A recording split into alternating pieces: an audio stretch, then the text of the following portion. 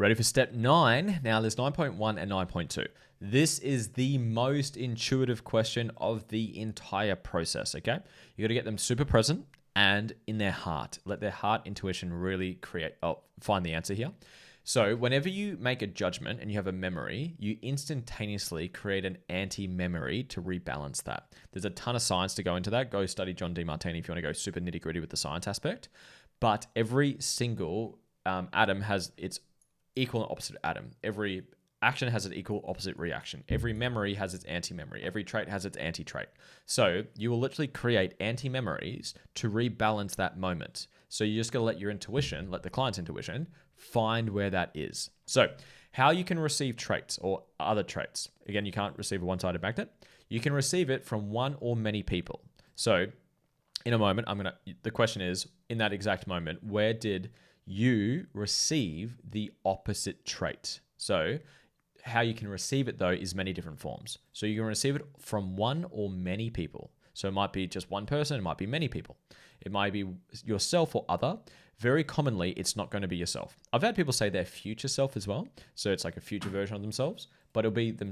It will most probably not be themselves or the person you're doing the process on. It's probably going to be someone else, and it may be someone who's not even in the room or even close by. So it can be close or distant. It can be someone from a large distance away, even other countries, and people who have passed away. I've had my grandma come through for this when I do my own processes. I've had my dog come through. I've had family members who have passed away. I've had parents that were in different countries come through for me when I've done my processes. It can be virtual or real. It can be a real person or a fictional character, like an imaginary friend that they've created or a stuffed toy. It can be literally anything or anyone. Someone that's real, who's passed away, who's alive. It can be animal or God. My dogs come through, a couple of my processes. A God figure can come through as well, depending on the person's spiritual beliefs, obviously. So the question is, in that exact moment, so you got to get them really present. Again, I would say, where are you?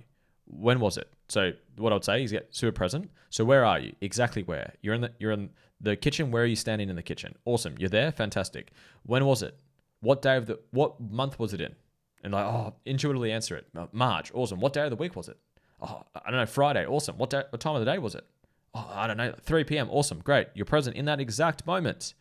When you labeled this person doing the trait, the bad trait, the negative trait, in that exact moment, who was giving you the opposite trait? Get present. Trust your heart. Let your heart answer it. And you'll have answers come up for you. It will not work if they're not present. If they're, again, scrunching their head up and they're trying to intellectualize it, it's not going to work. You have to get them very, very, very, very, very present for this question to work. And again, it might be God, an animal, a person who's passed away, a grandmother, a parent, a stuffed toy, anything, whatever comes up for them is perfect for them. And whatever comes up is perfect. So get them to look for it. And then when you're done, if you're doing the online sheet, you just put it here. So for example, mum, because then it will write out your next question for you. And you just want to recognize that you received it. Now, there may be many people. So you've got to keep going until it's completely balanced. So there may be one person or there may be many other people. So the clarifying question, which I actually don't have here, so I've got to add in a clarifying question here for you guys. So the clarifying question is, let me see if I can do this quickly without having to refilm. Can you see? Let's see if I can do that quickly for you guys. So can you see and understand that in that moment, so when we're where, you received both traits to the same degree. So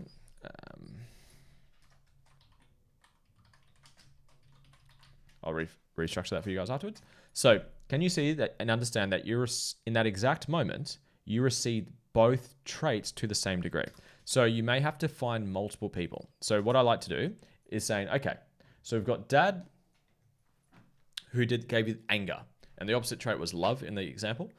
If I was to put those two scales, so you got it from dad, the anger, but you got it from grandma, you got the love. Do those quantities balance each other out? Like, nah, there's still more anger. I still got more anger. Great. Who else gave you love? Who else gave you love? Who else displayed love for you in that exact moment? You keep going till it's completely balanced. So there may be 2, 3, 4, 5, 10 people or things that you add into that answer. So you keep looking, keep looking, keep looking, keep looking. Who else, who else, who else, who else, who else, until you can answer the question, until they can say, yes, I can see and understand that that person gave me, or in that exact moment, I got both traits to the same degree. That is the goal there. And then obviously once you're done, you can give that a tick. So can you see in that exact moment when you're in the kitchen, 13, and this person's yelling at you, that you received both traits, in this case, anger and love, to the same degree? When you see that, feel that, awesome, give it a tick. Then you can move on to 9.2, okay? Hope that made sense. Now, I'll do 9.2 because it's not a long one, that long anyways. So you're going to then move on. So you've got your person or people or things that came up for you. Now you're going to ask them, what were the unique gifts that you got from this specific person or thing giving you the opposite trait instead of the person? So this person wanted the good trait from the person they're doing the process on, but they didn't get it from them. They got it from something else or someone else. It can be traits, feeling, experiences, anything. Aim for 2 to 3. So very specific benefits to them. So for example, I'll go back to the example one. So say you got it from mum instead. So what are the benefits to you, to the client, from you receiving of mum displaying love that you couldn't get from anyone else? So what are the unique benefits to this person giving you the trait instead of anyone else? What's the unique benefits from mum?